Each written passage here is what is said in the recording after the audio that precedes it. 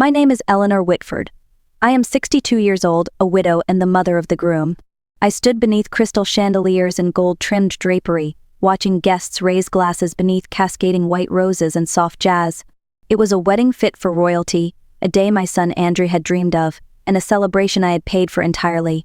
$300,000. 28 tables. A cake taller than a grown man.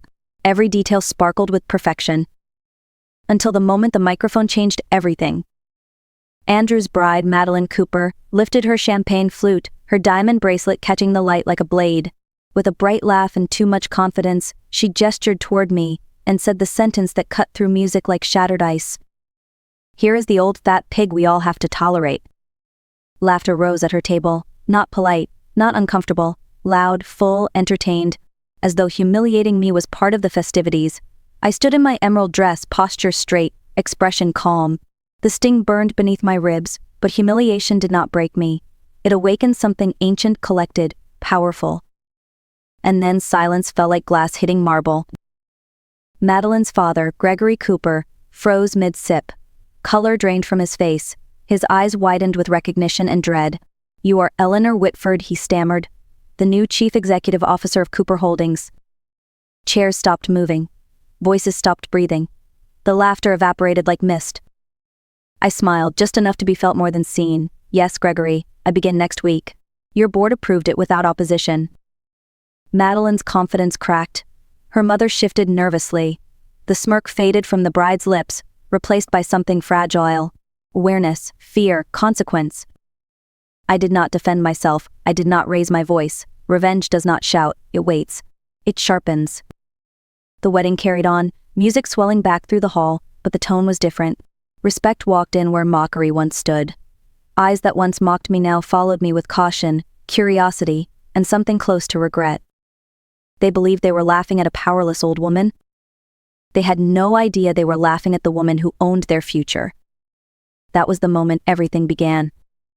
18 months before the wedding, long before I became the woman who stood unfazed beneath chandeliers and insults, I sat in my quiet living room on a rainy Tuesday evening when the phone rang. Andrew's voice was breathless, bright, overflowing with excitement. "Mom," she said yes. Madeline said yes.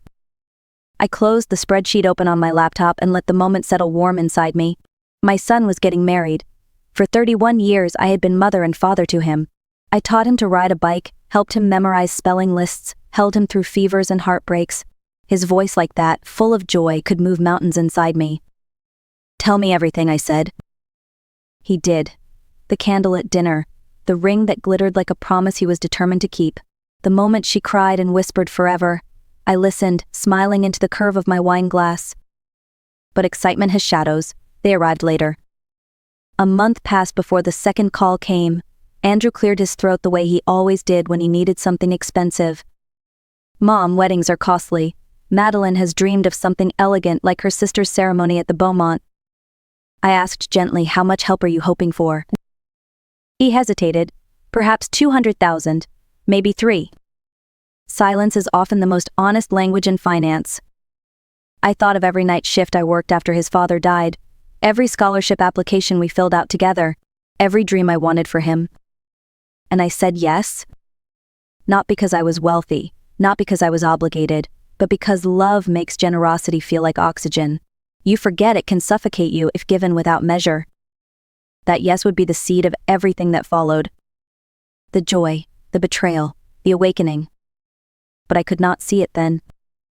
On the morning of the wedding, Chicago sunlight spilled across my balcony like gold poured from the sky. I stood before the mirror fastening a pearl clasp beneath my hair, the same necklace Andrew tugged playfully as a toddler. His father once traced those pearls with reverence before cancer took him at 43. I wore them for memory, not display.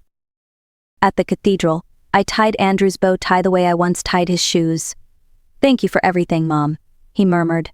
His eyes flickered away, quick like guilt or nerves, but I chose joy. Mothers do.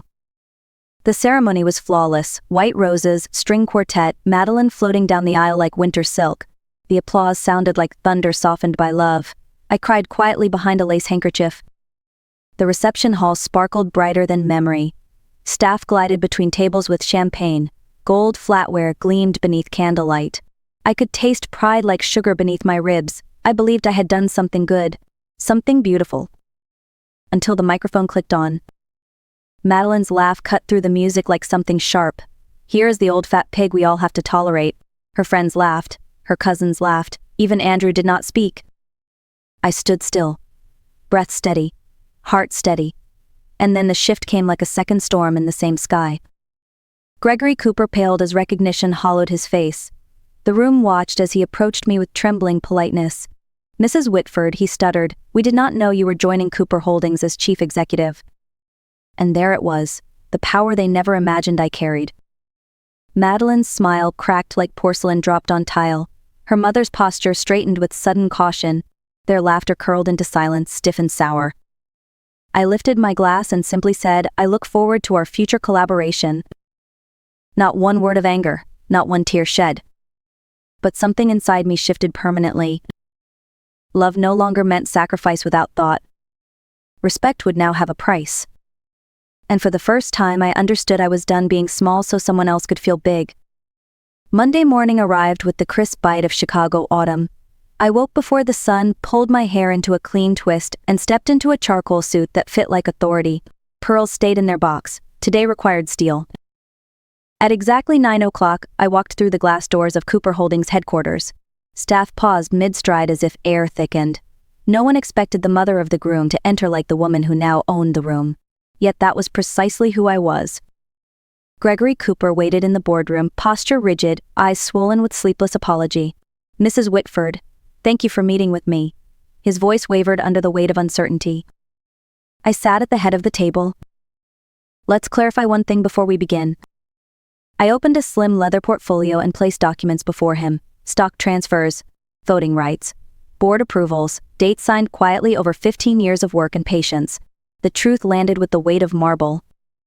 As of last Monday, I hold 51% controlling ownership of Cooper Holdings. Gregory's jaw slackened, his breath stumbled.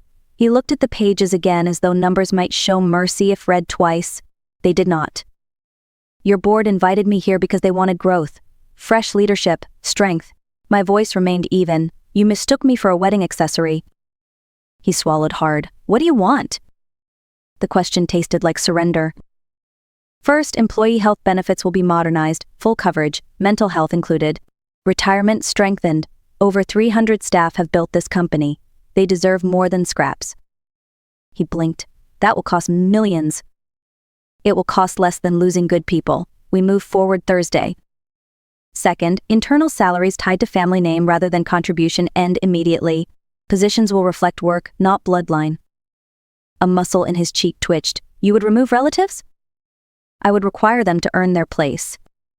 Silence stretched like tension wire. Outside the tall windows, traffic pulsed like a heartbeat far below us. The boardroom air felt still enough to crack. "And Andrew?" he asked finally. "Does your son join us?" "Yes, senior analyst, Wednesday start. He will work. He will grow. Marriage does not grant privilege here." Gregory stared at me, fragile between pride and fear, his empire balanced in the hands of the woman he had let his daughter humiliate. I rose from my seat, gathering the documents calmly. "Please tell Madeline I will expect a sincere apology, not for my pride but for her character. Accountability shapes people more than comfort ever will." I paused at the door, offered a final quiet truth. "You laughed at me once. In time you may thank me instead." Then I walked out, heels steady against polished stone, done with being underestimated. Power tasted sharp at the edges, like a blade newly honed. But authority alone does not shield the heart. That lesson arrived on a quiet Wednesday evening when Andrew knocked on my door with unease written in every line of his shoulders. He sat at my dining table, hands clasped so tightly his knuckles blanched. "Mom, can we talk?" There are questions a mother recognizes before hearing them. Fear has a sound, shame has one too. Andrew cleared his throat, eyes moving everywhere but to mine. The job offer from Cooper Holdings, the new salary, the fresh start, it all sounded like a beginning. Instead, it became the gateway to truth.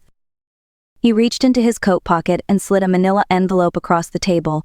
Inside were documents I did not want to see. Bank statements, loan agreements, credit card balances that read like falling dominoes. My signature stared back at me again and again. Except it was not my signature. My voice barely found itself. "Andrew, what am I looking at?" His answer arrived brittle and small. I forged your name. The room shifted. My breath turned slow and cold. He continued, words spilling like confession under church light. He had been fired 6 months earlier for falsifying expenses. Bills grew, lifestyle stretched thin. Madeline's family sparkled with wealth he could not reach, so he borrowed, then borrowed more. Not in his own name. In mine. $120,000 across multiple lenders, propped up by the credit of the mother he resented for helping him.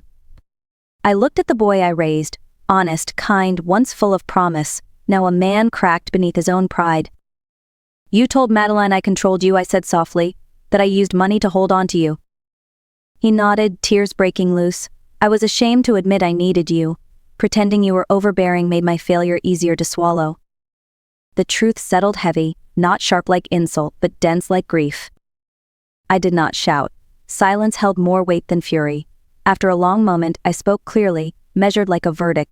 Tomorrow we visit my attorney. You will repay every dollar. You will take responsibility for what you forged. Andrew's voice cracked. Will you forgive me? Forgiveness is not the same as rescue, I replied. I will no longer save you from consequences. That era has ended.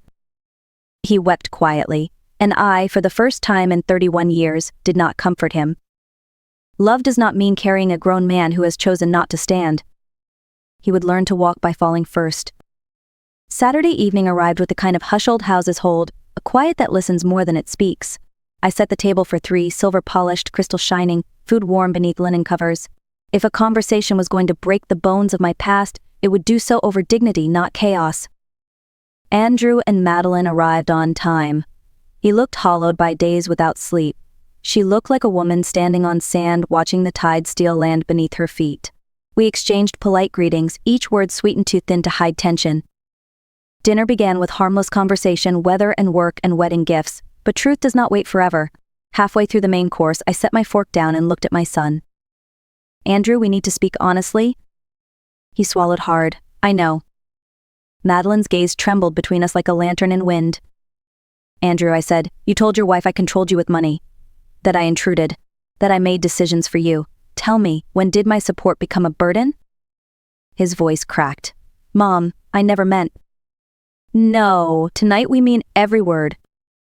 What followed was the unwrapping of years. He admitted he accepted everything I offered yet resented that he needed it. He wanted independence but not responsibility, success without the work, pride without foundation. And when he felt small beside Madeline's wealthy family, he made me the villain to protect his ego. I listened without interruption. When he fell silent, I stood. You wanted my money, not my presence. You valued what I gave more than who I was. And you called that love. Madeline flinched. Andrew reached toward me, but I stepped back. Starting now, no more financial support, no loans, no quiet rescues. You will climb out of this with your own hands. He stared, color gone from his face. Mom, please. My attorney will draw up repayment terms tomorrow, I continued. 8 years, monthly installments, mandatory financial counseling. Madeline whispered, this is fair. Andrew looked at her with disbelief, as if he expected her to protect him from accountability the way I once did. I did not raise my voice. I did not apologize for boundaries. That night, I stopped being a safety net. I became a wall he would have to learn to scale on his own. The call came the next afternoon. My phone buzzed with urgency, Madeline's name flashing across the screen like a pulse. When I answered, her voice was wet with panic, trembling in a way no arrogance could mask. Mrs. Whitford, I found something. I think you need to see it yourself. An hour later, she stood in my office, hands clutching a folder like it could burn her fingers. Her eyes were red, mascara smeared, the way truth smears illusions when it arrives without mercy. I found loan papers in Andrew's desk, she whispered, with your signature, only it doesn't match the one on the wedding checks. Her gaze lifted slowly, searching my face for denial and finding none. He forged your name, didn't he? Yes, I said, calm, clear, final. Her breath shook like something inside her was collapsing. The man she married, he lied about his job, his finances, his independence. He even lied about you? She paced, fingers tangled in her hair. All this time I thought you were the problem, that you were controlling, overbearing, unwilling to let him go. But he told me stories that made himself the victim. She stopped walking, met my eyes. You were never the pig, you were the backbone.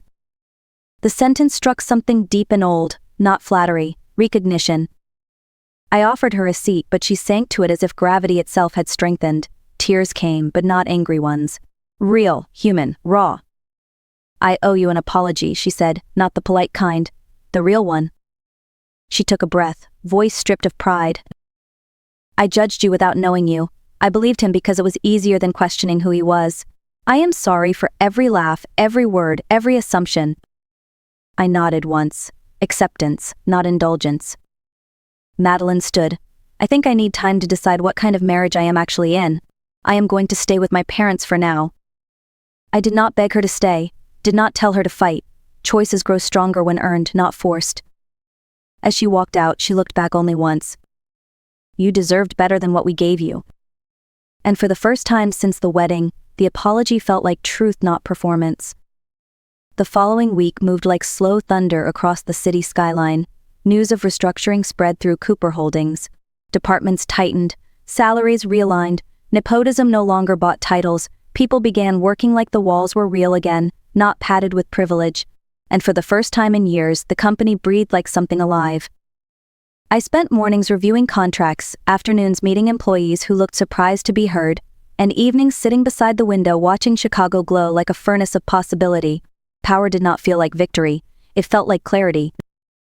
Andrew made his first repayment transfer, small but his. He began counseling Monday. He did not ask for help. He showed up on time, one step at a time. Accountability replaced excuses. I loved him still. Love does not vanish, it matures like steel tempered by flame. Madeline called once more. Brief. Honest, I'm learning who I married. I'm learning who I want to be. She was no longer the girl who needed to stand above someone to feel tall. Pain had carved space for depth. Growth rarely arrives wrapped in comfort. Some evenings I remembered the wedding hall, the laughter, the pearl necklace, the insult that lit a fuse I never knew existed. Strange how a moment meant to belittle can instead ignite transformation. They called me a pig to make me small, but I became something else instead. Not furious.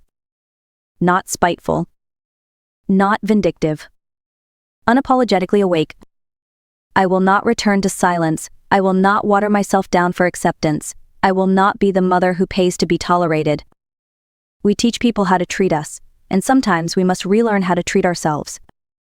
If you are listening to this, if you have been mocked, dismissed, or reduced, remember, worth does not require permission. Respect begins with boundaries. And the most powerful revenge is growth they cannot stop. Thank you for hearing my story. If it touched something in you, leave a comment. Share your voice, like and share so more stories find light. Your dignity is not negotiable. Never let anyone laugh you out of knowing that.